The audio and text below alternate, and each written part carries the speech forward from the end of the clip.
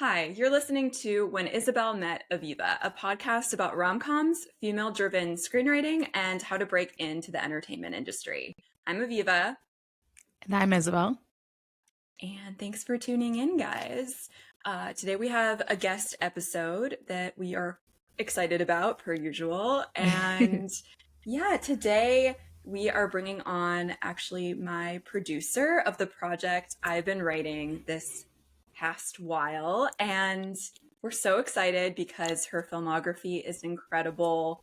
It's very much a nostalgic filmography for us, like Princess Diaries, Lizzie McGuire Movie, Step Up, Tug Everlasting, just all these films I grew up watching. You grew up watching too, right? Yeah, as I was well? gonna say like all of the best movies growing up.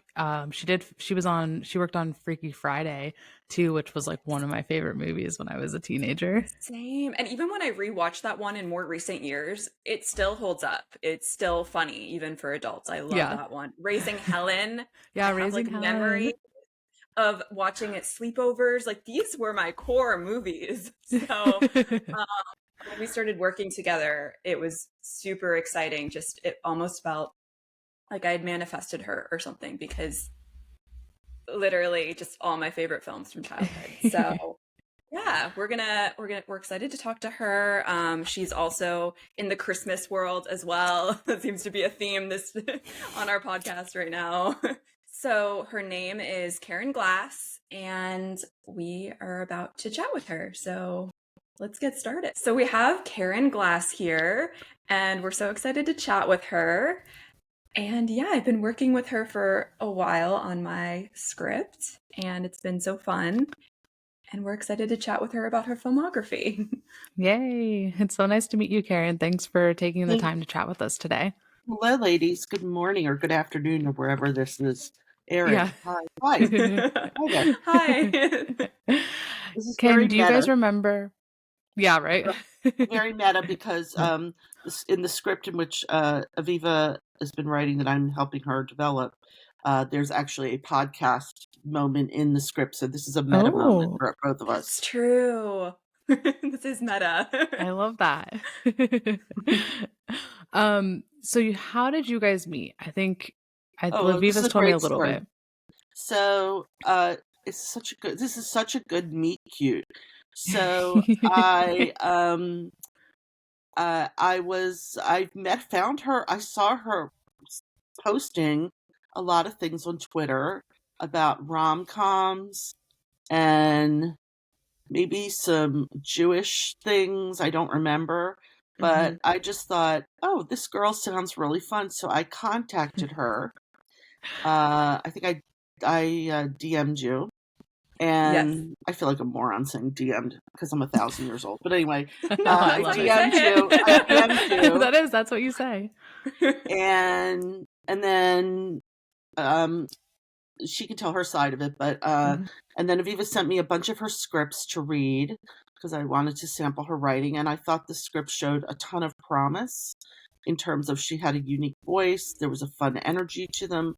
I didn't fall in love with any of the concepts that she had written, but so then we started talking about, so then she came back and pitched me and my creative executive, Rachel Sklar, who's a dreamboat, some ideas, and then we landed on the project we're currently developing that and we definitely put Aviva through the ringer a bit in terms of just really making her, like, we were on the outline stage for quite a while. But the script is great and really fun, and now we're just trying to make it tighter and better. So we're almost we're in the home stretch. We're almost ready to go out with it probably in January, just because this is not a good time right now to go out with material. Yeah. That's our story. That's our meet cute. And so when I DM'd you, Aviva, what did you think? Like, what was Oh yeah, I was so excited. This was a bit ago, but yeah, I remember just being really excited because I, of course, immediately went to your IMDb because that's what I do when I meet anyone who works in film. And I was just overwhelmed by your filmography because they were all these films that I truly grew up loving and truly kept rewatching into my adulthood. So I was just so excited to connect with you. And the fact that I didn't have to reach out to you because I was so used to just cold emailing people and, being ignored for the most part. So it was so nice to be approached by someone who I immediately was just excited to talk to about your past work. And it sounded like we were aligned with the kind of projects that we'd like to make, rom-coms, and you've made Christmas movies more recently, so you're in the holiday world as well. And Mhm. yeah, I was thrilled. I love this because it goes to show how when you're just yourself, right? Like, I feel like even just hearing that you guys met on Twitter and what Aviva was tweeting, just I feel like that's so your brand, Aviva, right? And so I think it's really Yeah. cute that like your dream producer kind of slid into your DMs and was like, "Hey, I want to read your Yeah. scripts." And I think it's good advice to other writers out there, right? To just kind of be yourself, and you never know Yeah. You what could never know who's going happen. to see your tweet, which is because, Yeah. I was just tweeting kind of just for my screenwriting friends and just kind of tweeting for myself. And then Karen found me. So it was destiny. Well, it's funny because now she has to be careful what she tweets because she knows I see it. Yeah. So she can't write Yeah. anything like, so she can't tweet things like, "Oh my God, this producer's taking forever."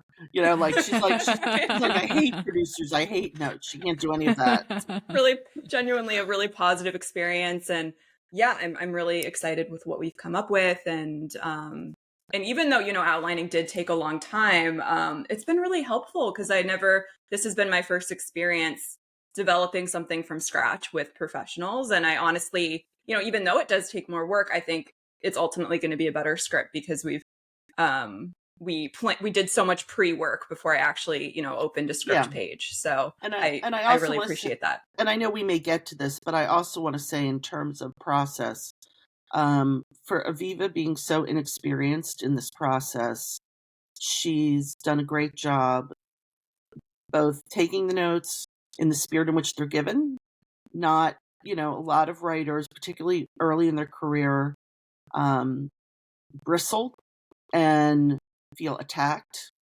But she's been so open to our notes and thoughts. And, look, not every note you give is going to be a genius, and not every note is always right.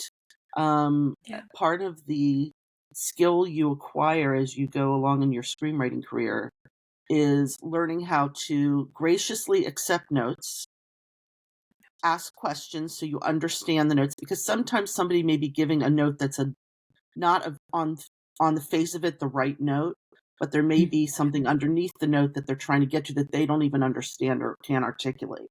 So I really appreciate Aviva when we said to her this week, script is still kind of long, like, okay, we got to cut 10 pages. She didn't burst into tears, as many writers might, because Oh, no. because we are effectively killing some babies here, and Yeah. some of her screenplay babies. And I mean, she knows the script's too long. We know that, but it's way too still, long. but it's only going to end up being better because it'll be tighter and faster.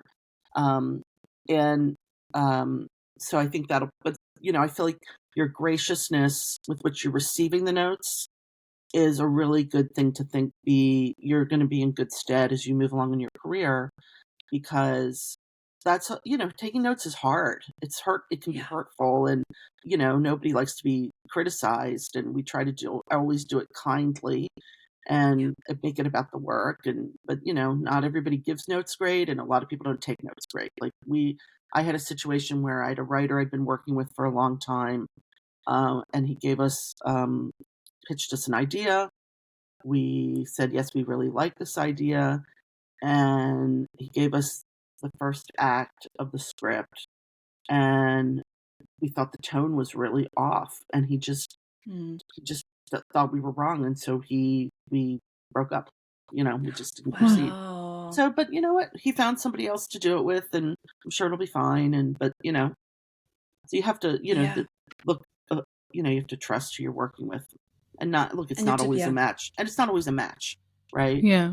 Yeah. Yeah. There's For sure. And I'm not just saying this to be nice. Like all your notes, like I have agreed with them. Like it's not, we've discussed certain things, but I think that we're already kind of, no pun intended, like on the same page about the yeah, story and everything. yeah, So I feel like you've only made it better, truly. Like I haven't felt because I've heard, about other writers working with producers and they have to take a note that truly doesn't resonate, or it's like a big story note. And thankfully I haven't experienced that. But yeah, if I trust your expertise Well, too. thank So you. yeah, Again, not I do. always, and again, not always right, and nor do I pretend that we're always right, you know? Yeah. Yeah. But it's just very collaborative and yeah, Yeah, talking things through that's what we about try. what bumps for you. Hmm. We try, don't always succeed, but Yeah. we try. So, No, it's been great.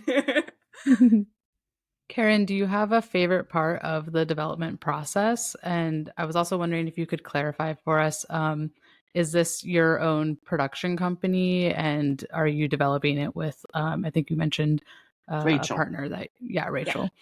Yeah. So Rachel and I work for a company called Everywhere Studios, which she's been with for 8 years and I was with for 5 years. But when the writer's strike happened, our lovely bosses had to lay us off just because there was no cash flow.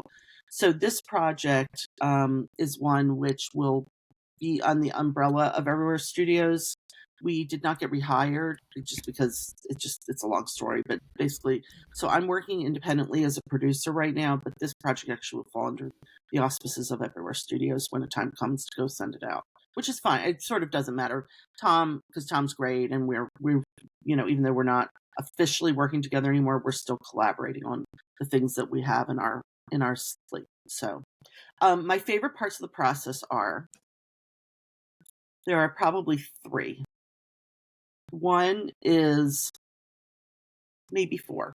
One is opening the first page of a script and that hopeful moment that, oh my God, is this going to be a movie I fall in love with? I would say 97 out of 100 times it is not. Unfortunately, most scripts just don't deliver. Yeah. Either it's just not my thing, or it's not well rendered, or it's something you've seen before in every way, shape, and form.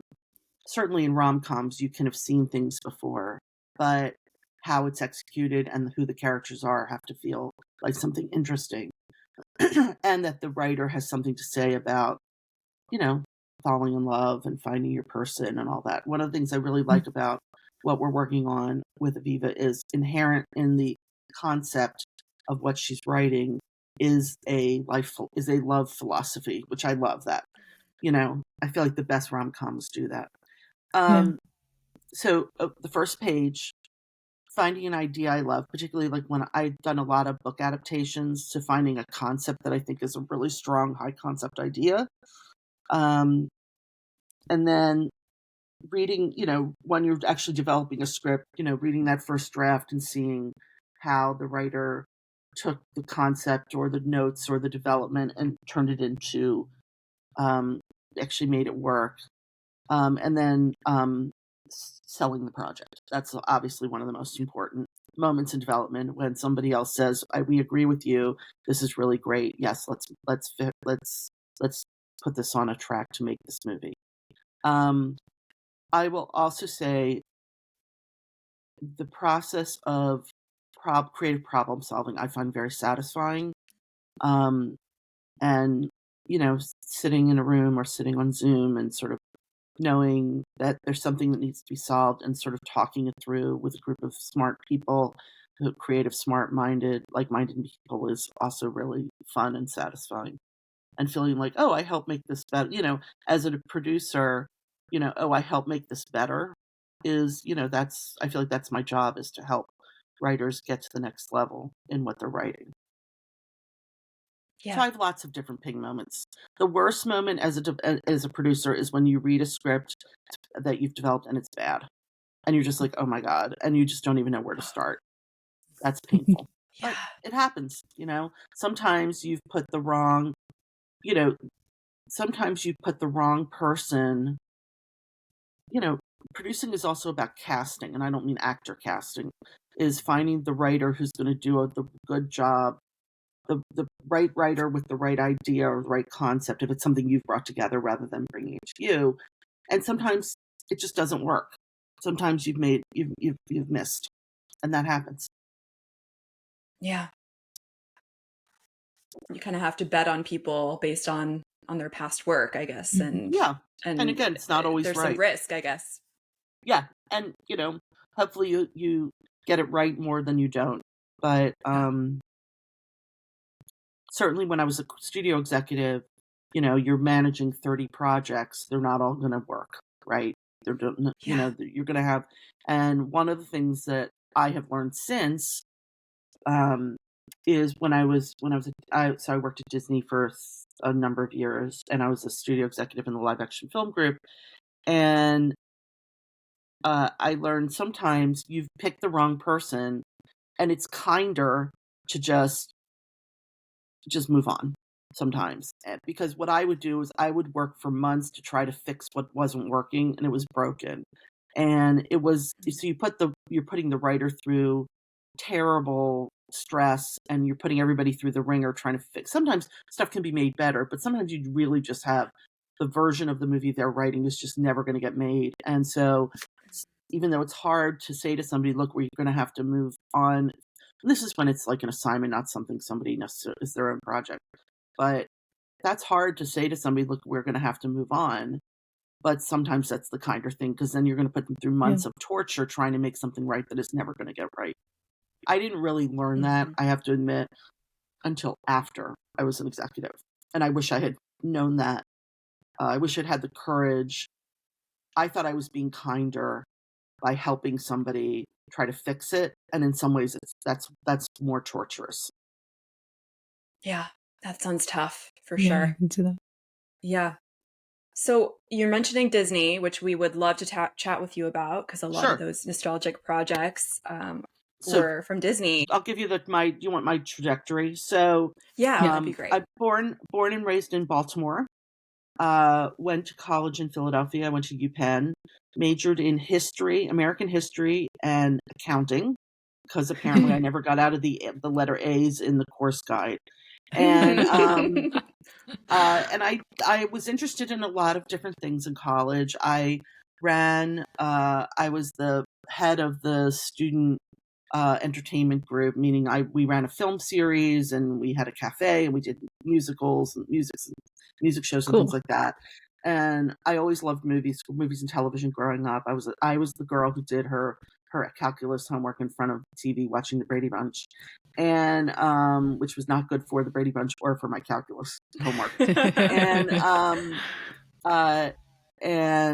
I loved musicals, and I loved rom-coms growing up. The rom-coms were a thing that sort of came a little later, but I loved really, my favorite thing was musicals, and I loved Casablanca, and I loved all those movies, 70s and 80s, the 70s.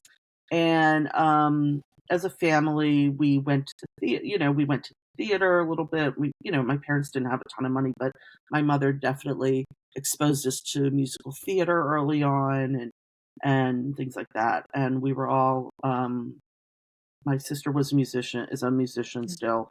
My brother was in the shows in high school. I was in the drama society, and I directed actually a children's theater version of Willy Wonka and the Chocolate Factory, which I wrote. I did all the songs to Hanukkah tunes, by the way, Aviva. I didn't know this. And then at Penn, I did, like I said, I did the movie series, which I loved, and did a whole bunch of movies. And then when I graduated, I didn't really know what to do. And so I thought I wanted to be more philanthropic and make the world a better place. And I went to Washington, D.C., and then realized I didn't want to do that. And so then eventually I found my way. I finally admitted to myself I really wanted to work in entertainment, but I didn't know anybody who did that. I had one friend a high school childhood friend of mine, who had come to LA, and she was working as a driver on she was like driving the star of the show, because it was a TV show called Silver Spoons, you guys probably have never heard of, with this actor Ricky Schroeder, and she was his driver because he wasn't old enough yet. And so I came to LA, and I went, and I was like, oh my God, I love it here. And I decided to go to graduate school as a way to sort of get to LA. And then if the entertainment thing didn't work out, I would still have an MBA. So I came to UCLA, got my MBA, and my favorite, it was so much fun. I loved LA. The weather was great. I thought, this is my place. I had a lot of friends. I was having a great time. I did a bunch of internships during my 2 years of business school. I worked my summer in between years of business school, actually at Disney in a studio finance job. And I realized, even though I'm good with numbers, I didn't want to do finance. And then when I was graduating, a friend of mine who was a year ahead of me, my dear friend, who I'm still very dear, close friends with, Selby Hall, she had been hired by Disney to work in television market and national TV. And she hired me she was getting moved to London, and she hired me to be her replacement in Burbank. So I started my very first job at Disney. I was making no money, but I didn't care. I was relatively no money. And I worked in international television marketing, and I couldn't believe people were paying me to like think about television all day. And I got hired by the president of film distribution, this guy named Dick Cook, to be his like MBA analyst. And I had an unbelievable, the thing that got me some attention is I had an amazing knack for predicting how movies would do. So I became the numbers person at Disney for the box office grosses. This is in the 90s, early 90s. And I also, there was 2 annual box office pools in the company, with like 40 executives, and I always won. And I was good at like putting together the quantitative and using my quantitative and qualitative and just my feel for what it was. So I was working distribution, I did a bunch of things there. Then I got moved into marketing, and I worked in film marketing, which I really loved. And then after 10 years at Disney, my job was coming to an end because, for political reasons, somebody was coming in to run marketing who wanted to bring his own number 2 in, and it wasn't me. And so then they said, well, what do you want to do now? And I said, well, what I really would like to do is, I think I have a really good sense of what works in the marketplace. And I really understand the Disney brand at a really molecular level. And I think I should take those skills and see if we can reverse engineer them to develop live action films. And much to my surprise, they said yes, because it's very unusual to move from another discipline into development. So I started working in development in before you guys were born, in the summer of 99, July 99. And I worked for You were born. I was going to say, I was born. You were born. I was watching all the movies that you were about to make. Yeah. And I went and worked for the co-presidents at the time were Todd Garner, who's a very successful producer, and Nina Jacobson, who was my boss for 7 years there. She has since gone on to have a really amazing producing career. She did the Hunger Games movies. She does a lot of the American Crime Story stuff with Ryan Murphy. She's done beautifully. And the very first thing I said to them when I came in, I mean, I knew them because I'd worked with them peripherally in marketing and distribution. I said, I don't understand why Disney isn't making more live action movies for girls. Girls at the time, they stayed at the Disney brand longer. Boys at the time left the Disney brand really early. And they're like, that's interesting. And so then I started working. They gave me some projects to work on. I inherited some other people's development projects. And the very first piece of material that came into me that I thought, this is totally a movie, was the manuscript for the Princess Diaries. So the book had not been published. My colleague Doug Short read it. It came in from the producer Deborah Martin Chase. He read it and he gave it to me. He goes, I think you might like this. And I read it and I was like, this is 100% a movie. And I knew in my gut that the story about an ordinary teenage girl who finds out she's really a princess would appeal to almost many girls, many teens and tweens who we all want to believe there's something special about us, right? And so the process is you come and you're like, okay, we read something, we love it, we pitched it. And there was a little bit of doubt about it, actually, before we even bought the manuscript, about like, well, isn't this just a Disney Channel movie? I was like, no, this is a big movie. I promise this is a big movie. So we bought it. We negotiated a deal, and then we went to look for a screenwriter. We hired this woman who Todd had worked with, named Gina Wenkos, who was delightful. And we developed the first script. And then the first script, I think, was done like in May. I don't know what year that was. May of 2001. No, 2000. And we needed movies. And so we just turned in the first draft of the movie. And Nina read it, and she's like, I think could be a movie.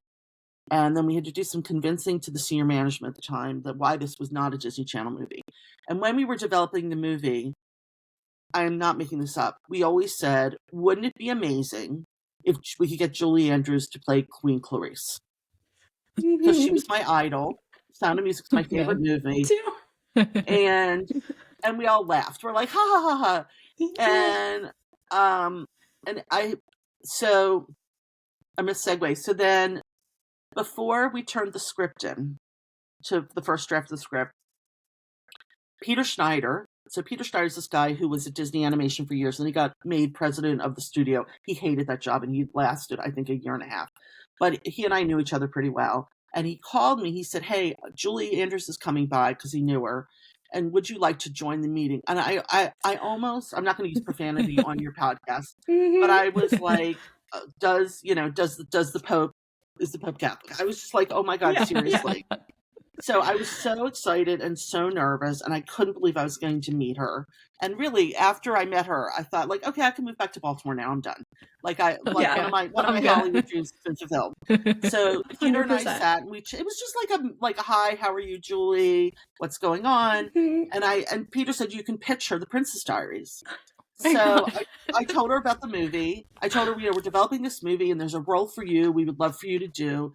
And she says, oh, that sounds lovely. I'm not going to try to even pretend to imitate Julie Andrews. That would be more profane. And and I said, she said, oh, when you have it ready, please reach out. It sounds fun. I was like, and then I went home on a cloud. So then Nina read the script, and she's like, I think we should try to will this into existence, because we really need movies for next year. And this was May of 2000, and the movie actually came out 14 months later. I think that's the timing. It came out in August of 2001. It's fast. And it was really fast. So the studio had a wonderful relationship with Gary Marshall, who also was an idol of mine. And they gave the script to Gary. And Gary tells a story that when he read the title, he's like, wait, the Princess Diaries? What's the Princess Diaries? So he read the script. He read the script, and he really wanted to direct. He wanted to get back to work. And he read it, and he called, and he said, I really like this. We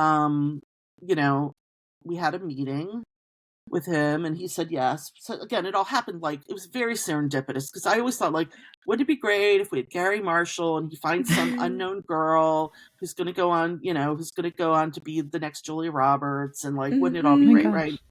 So Gary came on board, and then Gary has a process where he wants to do the writing. He and his team do the writing themselves, and he ends up with 150-page script, and he shoots a ton.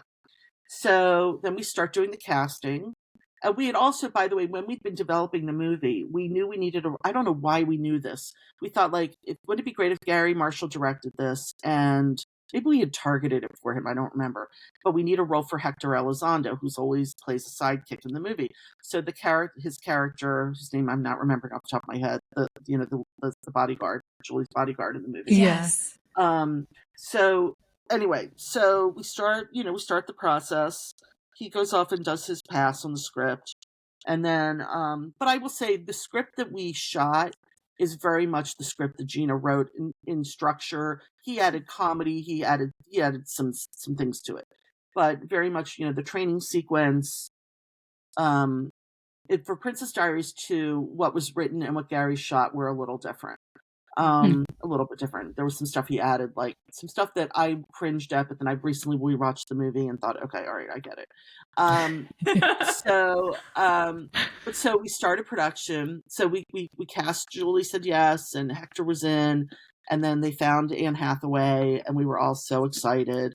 And then they started making this movie, and then the movie was, they shot it, and then I remember we were going to have our first research screening. So research screenings are the movie's ready to be shown to an audience. They have a test audience. For a Disney movie, you typically have parents and kids. And I remember it was at the AMC Woodland Hills, which means nothing to you guys, but it was at the AMC Woodland Hills at the time. And I remember before the screening, sitting with my mentor, Dick Cook, who was by now the president of the studio, I think. And I said to him, if this movie doesn't work for the audience, then you should fire me from development. Which, what a stupid thing to say to somebody. But anyway, Yeah. because I So bold. I know it was moronic. It was moronic. But it was partly because I so believed that this concept would work for the audience, and it scored, and then the movie scored huge, and at the time, and then it opened and it was a big success, and it went on to, make a lot of money for the company, and at the time was one of the bigger live action Disney successes, which were subsequently, we were dwarfed by, Pirates and all that. But it was very thrilling for the movie to work and for the audience to love it. And all my a number of my best friends, their daughters were like 7, 8, 9 years old. And there was an event at the El Capitan Theater, which is Disney's landmark theater on Hollywood Boulevard. They do all the premieres there. And there was an event where there was going to be a screening and then a tea after this, like, lovely tea. Oh my gosh. And they all got, I got to bring them all. And Julie Andrews and Anne Hathaway were there. And it was really so sweet. We still talk about that. It was very sweet. So anyway, after that movie, the princess genre worked. And this was also at a time in Hollywood when nobody was making movies for teen girls because for a number of reasons, some economic, some socioeconomic, some political, and I don't mean politics like politics. I mean political about typically male studio heads did not care about making movies for teen girls. So one of the things that actually did is I remember an executive at a competing studio called me. She said, thank you, because now I can get this movie I've been trying to get made, which is really great. So after Princess Diaries came out, we knew there was a market for these two-handers where you have an adult and a kid, a teen girl and an adult. And so then Freaky Friday happened, and then and then we started developing Princess Diaries 2, because we knew that it was such a popular title and so beloved. And then how Ice Princess came about is that I always loved ice skating. I can't ice skate. I can't do anything. I'm super unathletic. And like, I love movies about things I'm terrible at, like ice skating, gymnastics, things like that, right? So this producer I knew gave me this script for an ice skating movie, and I read it, and the script was not for us. But I said to her, I love the idea of doing a teen girl ice skating movie. So I went to Nina, my boss, and I said, can I develop, can I go and often develop an ice skating movie, and we can call it Ice Princess. Basically, they would have greenlit the movie basically, by the way, that movie got made off the title, really, because of the title Ice Princess, because like anything princess at that moment was working. So for that movie, we actually hired Meg Cabot, who had written the Princess Diaries books, to write a screenplay. And she wrote something that didn't really work, but it was fun to read, but that's not her métier. So then was looking for somebody to come in and write something. And I had read the script by this writer, Hadley Davis, who's still a friend. And she came in and she pitched this idea of this girl who used math. She was a math nerd, but she really loved to ice skate. And by the way, I think this movie is far from perfect, but it's charming.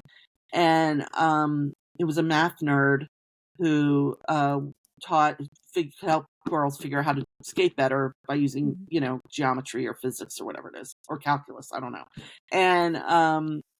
And when she pitched us in the room, what sold the pitch, which is interesting, is if you guys know the movie Ice Princess, is that there's that moment when when the cute boy Teddy comes over the hill in the Zamboni to smooth out the ice at her little pond. Yeah, and we all got really teary and thought that's how Hadley got that job, to write the movie. I was off that I mean, there were tons of other great things, but that moment that was such a great movie moment. We're like, yep, she's got it. We can figure the rest of it out. So cute. It's so great. And so, sometimes when you think about like what sells a pitch, it sometimes is a moment, and then on Princess Diaries 2, so Gina Wenkos, our original writer, wrote a draft of the script, but it wasn't really the version of the movie we wanted. So then I had been tracking this writer, Shonda Rhimes. You might have heard of her. Who? At Yeah. the time, I know. And at the time, she had done a movie for HBO that I don't remember which one it was, but she had written the movie Crossroads that Britney Spears was in. Oh my God. And I remember on a Saturday morning going to see Crossroads and alone. I'm this 40-year-old woman sitting, and I think people thought, like, get your children away from her. Like, what is this woman doing here by herself? And I remember watching the movie thinking, this movie is a little bit stupid, but the story, the structure of it was great. And I kind of loved it. And so Shonda came in on Princess Diaries 2. She had just written the pilot for Grey's Anatomy. And she was telling us, I know, and she was telling us about it. And so she came in and pitched, and she did this fascinating thing to pitch. Again, she was just this uber confident writer from the get-go. So she came in to pitch us her take for Princess Diaries 2. And she did this thing where she said, we'll do this, and then this will, and she, we had worked out what the movie would be for her to pitch to Nina. But she did this thing, she goes, and Anne and Amia will do this, and that'll be really great. Like, she was editorializing her own pitch in this way where she just had so much confidence about it that you're like, okay, we're in. Like, where do we sign? And so we hired Shonda to write the script. And then it got delayed a little bit because she got busy with her television stuff. But ultimately she delivered the script that is the movie. And then Gary added his Gary flourishes to it, and then we made that movie. So that was I was thrilling to be part of Shonda's early career. And also I remember she came in and she said, so my television show Grey's Anatomy is going to series. And she said, and I'm sure you guys may know this, she said to us, I'm the very first African-American woman to be a television showrunner. And we were just gobsmacked. We're like, congratulations, and we're so sorry. And she was just a force. And then she's off and running and being amazing. She's incredible. She's incredible.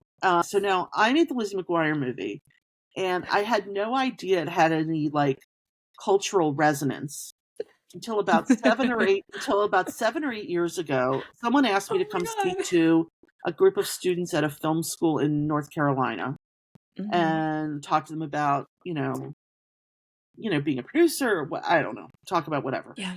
And I started talking, and I started telling, and I said, so when we did the Lizzie McGuire movie, and there was the audience went like that, like a hush fell over the audience. I'm like, wait, what's going on right now? I know. I was like, wait, what's going on?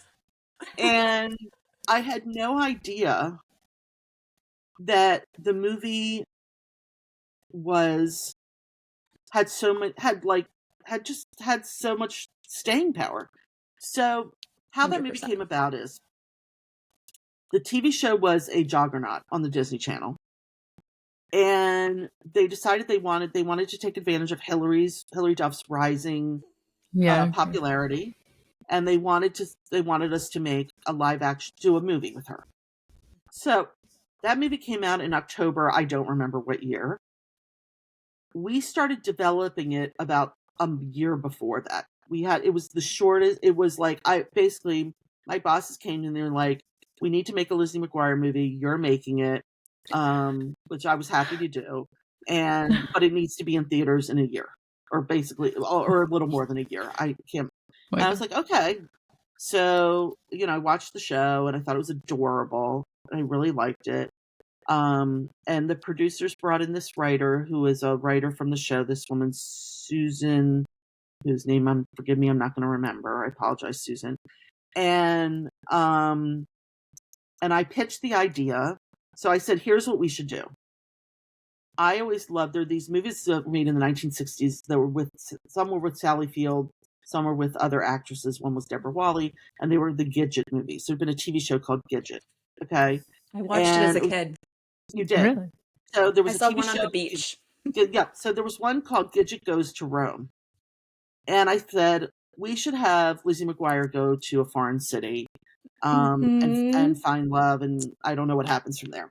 So that is the movie we made. And then so we started developing it with Susan, and I brought in these other writers, Ed Decter and John Strauss, who I'd worked with on a number of projects, to help us supervise Susan, to help her get there, because we had such a short window. We literally would meet every day and sit in a room and beat out the movie, because that was the only way to will it into existence that quickly. So I feel like of all the movies I worked on, Lizzie McGuire has, for good or bad, has the most the most amount of molecules of me in it. And the ending of the movie, where they reveal Paolo Valliseri to be a fraud, literally comes from my obsession with Singing in the Rain. There's no other. Love that. It's a total steal from Singing in the Rain. Oh my God. And so Susan did a draft, but again, we were hurrying. So Ed and John came in and did a pass, and then we were ready to go to directors, and we hired Jim Fall, who had done this great movie years before. And again, everything was rushed. It was just like panic. And he had the wisdom to bring in Alex Borstein, who was amazing, as the principal. And so then we went to Rome. We shot in Rome for the whole movie was shot in 17 days on like an $18 million budget. I mean, it was they didn't want to spend a lot of money on the movie. They were smart, and it was a mad dash. And I remember being in the taxi or in a car service in Rome, where we're trying to find what that final song is going to be. And I kept rejecting. I know. And I kept saying, no, that's not right. No, that's not right. And then finally we heard This Is What Dreams Are Made of. And like that, I think it was Matthew Wilder wrote that song. And it was like, yep, that's going to be, we all agreed, like, yep, that's going to be the song that works. And, and so that movie was very hard, partly because of time, partly because, also Hillary was underage, so you didn't have her for a lot of hours. Oh. And her mother was there, who was another influence who made things a little challenging at times for us. And then they finished the movie in Vancouver. And the movie was charming. I think that movie, it's funny because I hadn't watched it for 10 years, and then I rewatched it. I was like, this movie makes no sense, and it doesn't matter because it's really charming. And Hillary is just, she's so good in it. She's just luminous on screen. You just love her. And Gordo, and the moment with Gordo. And I also remember, and I can't remember if it was my idea or Jim Fall's idea, to do that thing at the very end of the movie, which was a ripoff of the Tinkerbell thing at the end. Do you remember at the very end of the movie, after so Gordo and Lizzie are standing on the balcony and they see fireworks after they've had their little kiss, which all the girls squealed in the audience when that happened, as they should. Yeah, that was a big moment. And then at the end of the movie, there was an animated The End, and the history of Disney was you always did that with Tinkerbell. So we got grand permission to do it with Lizzie doing that little thing, the little animated Lizzie. You didn't remember this. And I know what you mean. It's like those little touches. And like another little touch like that, I'm going to circle back to Princess Diaries, is at the very end of Princess Diaries, we weren't totally sure what like one of the last beats of the movie was, and I pitched to Gary. I was like, what about if we put a little crown on the cat, Louis the cat? And that's, I think, the last beat of the movie. On the flight? And I don't take credit for a lot of things, but that was totally me. So adorable. Adorable. I know. So it's such a cute moment. And again, those moments stay with you. So anyway. So anyway, those are some of the stories from those movies. It's so I'm fangirling. Right? I know, yeah, same here. It's just like these films, especially Princess Diaries and Lizzie McGuire, like are part of like tons of neural pathways in my brain. Like I've just watched them so many times. Yeah, I'm like such when nostalgia. Their Halloween costumes for people, like they are part of our generation for sure. Especially the girlhood. Woman empowerment. Yeah, I will say I was really conscious at the time of two things about these movies. All these movies is I wanted these movies to be affirming. First of all, you would never make these movies in the same way today. And I can thought about this, and I can say why, how it would be different. Oh now. yeah, we were talking about that. But Yeah, we earlier. were curious. We're curious to know. But in that day, in those days, I wanted two things. I always wanted the boy, the love interest, to be the icing on the cake, not be the thing that they were trying to attain. Yeah. So in all of those, and by the way, that movie all of these movies, I want to say in Freaky Friday, in Princess Diaries, in Ice Princess, and in Lizzie, the boy is the cherry on the top for finishing her character journey, right? Mm-hmm. Yeah. So that I thought was important, but I also thought in those days you couldn't tell girls enough to find their confidence, find their voice. I mean, literally, Princess Diaries is literally about a girl finding her voice and having the courage to be seen, right? In today's world, you would not make that movie. You wouldn't. In today's world, if you were developing these movies now, I don't know if you would, but those movies would be not about finding your voice, because girls are expected to already have their voice and have more confidence going in. It's a completely different thing. I mean, I would say with Freaky Friday, that wasn't the character journey, because she was already had her voice. She was just not getting along with her mother. That's true. Yeah. Yeah, that's really interesting. But yeah, these films truly, I think, shaped, like, I don't know, like feminism is even coming to mind, just like how well, like how I grew up thinking being a woman, truly. Yeah, no, well, that's so nice of you. I guess that's good, right? I think so. Like, I think they're about finding your voice, being brave, being really good core values, I think. Right. I mean, versus like Little Mermaid, where just lose your voice for a man. Yeah. Okay, yeah. cool. Right. Yeah, it's not the same message. I'm on that. Yeah, no, that was not a good one. So, but also the relationships between you and like other women in your life. I think that's it's about friendship. Movies, friendship is a big thing in all those. Yeah, like really early on in the development of the Princess Diaries in the books. This was not my idea. I give Nina and Doug Short credit for this. They had gone to lunch together. They were having lunch with somebody, and they came back. They're like, "Okay, we have an idea." I was like, "What?" They're like, "We have to kill off the father." I'm like, "What?" Because he was not killed off he was alive in the book, at least in the first book. Yes. I don't remember if he had cancer, I think is what it was. But they're like, if we don't kill him off, then you have a bifurcated relationship where Mia is getting reacquainted with her father and meeting her grandmother. And we wanted the growth relationship between Mia and her grandmother. So we killed off Dad. We killed off that character. Killing off parents is like a Disney thing, you know? It is. Like, okay, who's going to be the orphan and Freaky today? Friday too. Freaky Friday too. The dad was gone. You know, she tried to get a new dad. And in Ice Princess, she only had a mom. There was no dad. Not really clear whether. And in Lizzie, she had both her parents. So yes, and in Ice Princess, I'm thinking Joan Cusack is the mother, and I haven't. It's been a little bit since I watched it. I think when you found me, I rewatched Ice Princess, and it has a lot of feminism in it, like more than I'm used to in teen movies today.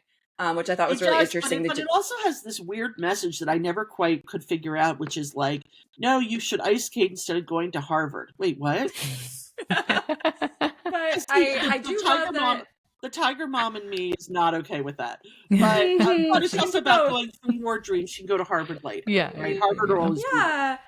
All these films are about following your dreams, and there weren't a lot of films like that before for us. These like girly celebration of girlhood and following your dreams, and not just being boy obsessed. But then there always was the cute boy, like love Teddy. Love Teddy. Teddy was cute. Love By the way, Hadley's son. Her son's name is Teddy. Oh, wow. Okay. Hadley, the writer of Ice Princess, her son is named Teddy. Anyway, that's awesome. She loved that name. Yeah, he's now in college. Tuck Everlasting. So that was a book originally, right? So Tuck Everlasting came to us differently. So when I first started in development, and I did not really know what I was doing, somebody gave me that script, and I had not read the book as a kid, but I knew the book was very popular. It was on fourth grade curriculum around the country. Yes. And I read the script, and I thought there was something sort of interesting about it. It came to us from Beacon Pictures, who had just made the Kirsten Dunst cheerleading movie, Bring It On. And this producer named Max Wong brought it to me. And we thought it would be a good Disney movie. It's a little, I think it was the first movie I really made as an executive. And I didn't really know what I was doing. And there were some challenges on the set of that movie, which I won't elaborate about. But that movie was lovely, but a little earnest and a little quiet. But it got very good reviews, and it was good for our group, because basically when Nina and Todd came in to run the group, they basically started fresh with a whole new development slate. So much of the development that had been in development, they got rid of on the Disney side, because most of it was sort of terrible. It had been like the era of these movies you'd never heard of, like Meet the Deedles, and then there was My Favorite Martian, which sadly is not a very good movie, but could have been. And so it was good for our group to have that movie do well. It wasn't a very big box office success, but it's a lovely movie, and it was Alexis Bledell's first movie. It was darling. And Jonathan Jackson from General Hospital, who I had loved him from General Hospital. He was my first celebrity crush, and I literally printed out a picture of him from Chuck Everlasting, and I brought it with me on vacation to my grandparents' house, and I hung it up on the wall. Because of Chuck Everlasting, or from Chuck Everlasting. I loved him so much from that movie. I was in fifth grade. And he's like a darling person too, he's a nice person. Yeah. So that's awesome. Yeah, that movie is a lot deeper than some children teen film. It's about mortality and death, and it kind of almost has Titanic vibes of choosing. That movie would make me sob as a teen and a kid. I've never rewatched that movie in 20 years. I wonder how that movie holds up. I think one of the questions you sort of prepared me for is, what's your favorite rom-com? So I've thought about this. Yeah. I think my favorite rom-com is When Harry Met Sally. I remember seeing it's so perfect, and it's just, you're so invested in them. You want them to be together. The movie has something to say about love and life. I was just in New York at Katz's Deli. So where the scene where I'll have what she's having. So that's very seminal. I just think that's such a perfect movie. I remember I couldn't wait for it to come out. I think I saw it 3 times when it came out. I just loved it. Just couldn't get enough of all the the Nora's smart dialogue, all that. So I love that one.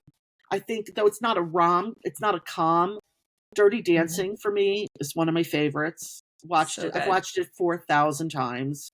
And I remember when it came out, and I remember it did such an interesting thing of literally Jennifer Grey gets prettier as the movie goes on, as she starts to blossom, that coming of age thing. Obviously Sound of Music, Singing in the Rain, all those musicals. American in Paris. I like How to Lose a Guy in 10 Days. I like Act 2, Act 1 and Act 2, and then the movie does not know what to do with it. Yeah, the You're So Vain scene. Yeah. Painful. But the yellow dress. But the dress. It redeems it. And the jewelry. Yeah, but still, not good. Yeah. I relate to that. What are the other ones I'm trying to think of? I didn't make a list, but those are some of my favorite. I mean, really, When Harry Met Sally sort of stands out for me. And I feel like the key to any successful rom-com, any movie, and The Notebook, of course, any romantic movie, is tension between the leads and yearning. So, we produced a movie last year, a Hallmark Christmas movie called Christmas Class Reunion. And one of the things when we were shooting the movie, I was on set for the whole movie, the director and the cast and everybody, is you want to create moments where as the audience member, you're creating yearning. You really want these two people to get together, right? And in all the development we do for movies with romance, I feel like that's the thing that you need to insert, that there's not enough of in scripts today.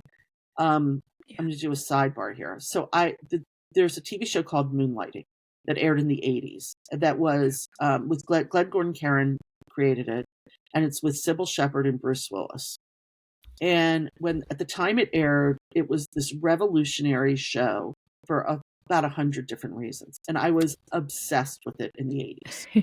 I was just after college for me, and then so they had to work out a bunch of music rights, but it just now is airing on Hulu, and I rewatched the entire series. There's some, the series falls apart in season 5 for a bunch of reasons. But what the show does, which I would recommend for anybody who likes rom-coms, is to watch it, because they do this thing in the show where you're so into these two characters. It's basically a woman who was a model who made all this money. Her accountant stole all her money, and the only asset she's left with is this detective agency, which is run by this wayward guy Bruce Willis plays. And by the way, it was Bruce Willis's really first role. And they have they have unbelievable chemistry, and they drive each other crazy. And the whole series, you're waiting for, like, when are these two people going to get together? Right. And amidst all the comedy and the mysteries and all this stuff. And the thing that the show does that I don't think you could ever do today on a television show is the directors let the show linger on the looks between them, on the size, SIGHS, on the size between them, in this way that television don't do anymore. And so you're really like, you're building up this yearning, like you so want these two people to get together, you can barely stand it. And I feel like we did that. I feel like in Step Up we did that a little bit. I feel like there could have been more of that, but in the first Step Up movie that I worked on, love that one I feel as like well. we did. And by the way, that was brought to us as a script, which we liked, but we did literally sit in a room, at a conference room at Disney, trying to figure out what's the nobody puts baby in the corner moment for that movie. Like Kristen Burr and I, who are the executives on the movie, really wanted our baby moment. So also the movie Crossing to Delancey, by the way, if you've never seen, is a wonderful movie, a really romantic and charming movie. Years ago I've seen it. Years ago. It's really good. So that's sort of what I think about rom-coms and how they can be better. Yeah. And is rom-com the genre that you wish to stay in for the most part in the future? Yeah, I mean, I really like romantic comedies, romantic dramas. I like adult dramas. I like thrillers. I've not really worked on very many. We had developed this one true crime series that was amazing, that ultimately didn't go to series because there were some the original people on the story on whose the base changed their mind and didn't feel comfortable having their story be told. Okay. It was called Real Gone Girls, about a woman who was kidnapped and then not believed by the police that she'd been kidnapped. Oh wow. And she was traumatized twice. It's a really good story. So yeah, I like all sorts of things. I mean, I'm not a sci-fi person. I'm not a horror person. Those are not my genres. It's hard to work on things that you just don't have a real affinity for. And it was funny because when we were doing Christmas Class Reunion, when I was on set, I was like, oh, all my rom-com knowledge is finally coming into play. I finally, watching these movies 4,000 times is finally working. Right. It was all research all along. That's what it's all all research. Right. Who knew? Right. Right. That's awesome. Should we do the quickfire round and then I was just going to say, I feel like we're kind of in that already. Yes, I wanted to ask if you had all the money in the world, you had a magic wand, what's a rom-com that you would make? Well, I'm going to have to, of course, say Aviva's, the one we're developing now. Thank you, Karen. What's one I would make? Great answer. I don't think I know the answer to that. I mean, other than the one we're developing, the Viva. Yeah. I think that I haven't found. Actually, there was a book I read that I loved, but somebody else got it, called The Matzo Ball by Gene Meltzer. That's a really fun book. That's going to be a great movie someday. That one I wish I had been able to do. So, I need to read that. I have the book in my room. It's super fun. Yeah, it's super fun. And there was also this book by Josie Silver called One Day in December that I really wanted the book, and someone else got it. That one was so romantic. Yeah. So. That's awesome. Yeah, the rom-com book world is just blowing up, so there's so much material there as well. Yep. Do you have a favorite Christmas rom-com, since you have delved into the holiday genre as well? No, I do. Okay. No. I don't. That's totally fine. Do you have a favorite rom-com trope, like enemies to lovers or airport chase scenes, something like that? I hate airport chase scenes, I have to be honest. Because I don't believe them anymore because of TSA. I think they're BS. Right. Yeah, they're not really realistic. I think enemies to lovers is pretty fun. I don't have a specific. I mean, the tricky thing about rom-coms is the tropes are tropes for a reason, but they do work sometimes. It's just how do you take them and invert them or pivot them so they don't just feel like the trope, right? Do you have a favorite rom-com outfit? Is this an outfit I wear when I'm watching them or in the movie? I like that interpretation. Either way, but like we mean like I'm an joking. iconic outfit that you've seen in a rom-com. Yeah. Okay, I will say Kate Hudson's dress in How to Lose the yellow dress in How to Lose a Guy in 10 Days. So good. Also, in the original Beauty and the animated Beauty and the Beast, the yellow dress that Belle wears when they do the dance. As well, sorry, I'm not picking just one. No, I love it. And I love the dress that Anne Hathaway wore at the end of the first Princess Diaries. Oh my gosh, yeah. Same.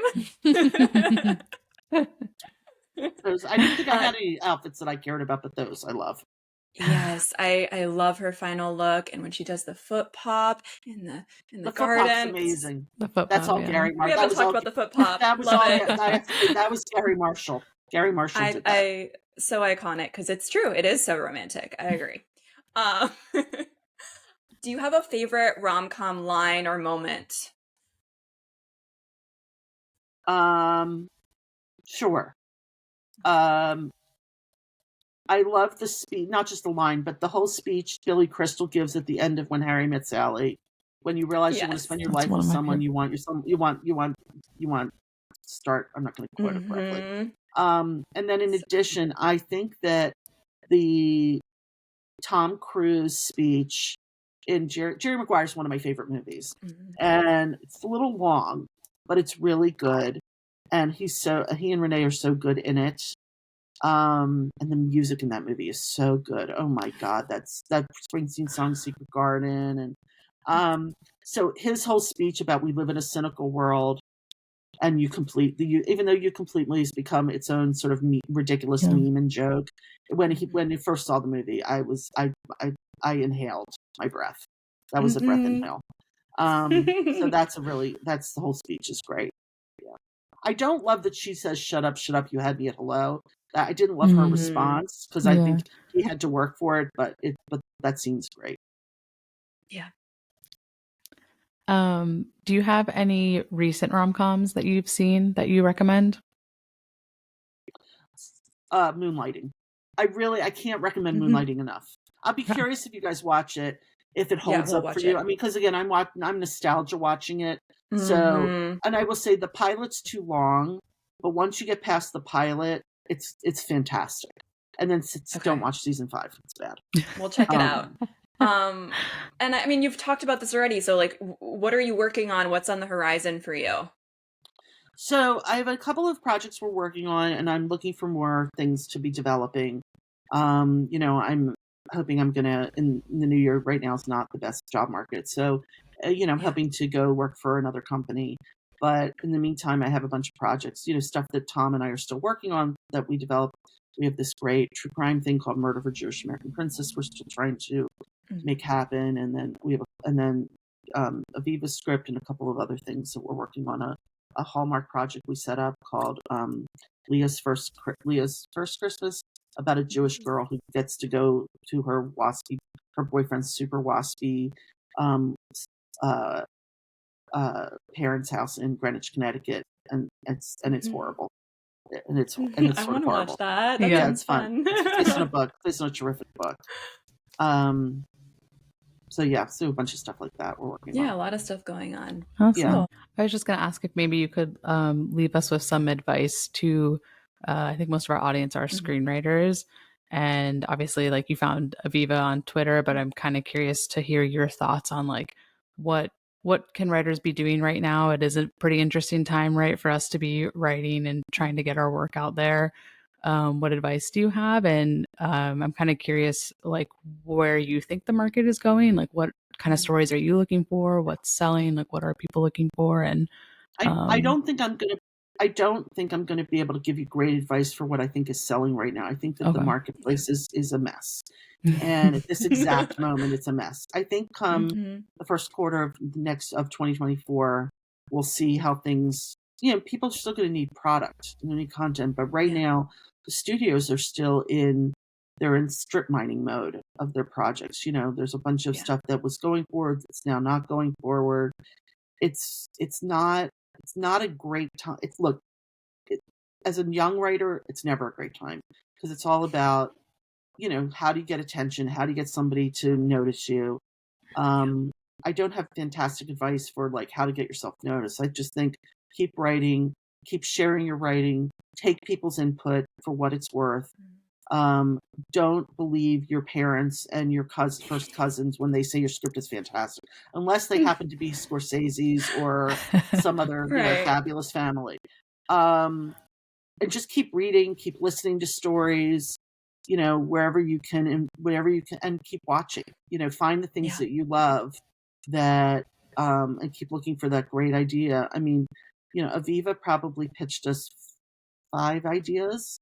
And I don't even remember if this idea was in the first round of ideas. I don't think it was. It might not have been. I don't think it was. No, I think it was second time. And so I think that like she came to us, we're like, well, those are okay, but we don't love those, and we don't think those are going to sell.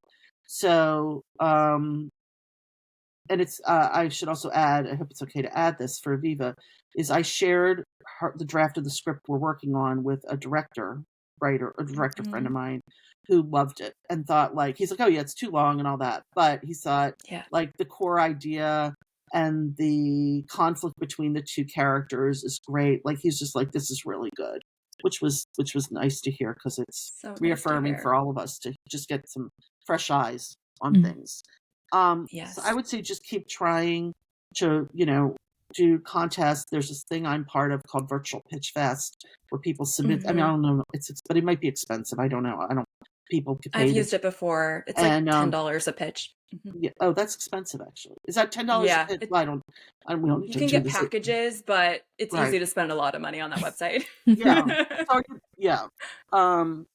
know, you just have to try to figure out ways to, and if you're not in Los Angeles, which obviously most people aren't, you know, it's hard to break into the system. I think that's the hardest thing. It feels like a closed society. But, you know, the best thing to do is if there's somebody whose script you've read, you like, you can reach out to them, ask for advice. Don't ask people to read unless somebody offers to read your script, don't ask them until they offer. That's, you know, that makes sense. You know, and then try as best as you can to be in environments where you can meet other writers, because that's the best way to do it. Karen, thank you so much for chatting with us today. I feel like I could talk about your filmography for another 3 hours. Or just listen to your stories. Yes. It's been such a great chat, and we really appreciate you taking the time. Oh, it's been my pleasure. It's been super fun to reminisce and try to remember things that I barely remember. But I think this is great. I hope you guys continue to have success with the podcast and obviously with your writing careers. That's more important. So thank you. Thank you. All right. Thank you so much. Thanks, guys. This has been an episode of When Isabel Met Aviva. Thank you so much for listening. If you want to stay up to date with our episodes, please subscribe. Bonus points if you leave us a positive review. You can follow us on Instagram at When Isabel Met Aviva, on TikTok at When Isabel Met Aviva, and on Twitter at Isabel Met Aviva. We're both on Instagram and Twitter. If you have any questions or need advice or just want to talk about screenwriting in general, my Instagram is at Isabel_K_T, and my Twitter is at ItWritesComedy. Those will both be in the show notes because you probably won't remember them. Aviva, what are your socials? Yeah. So mine is just at Aviva Pelton, Peltin.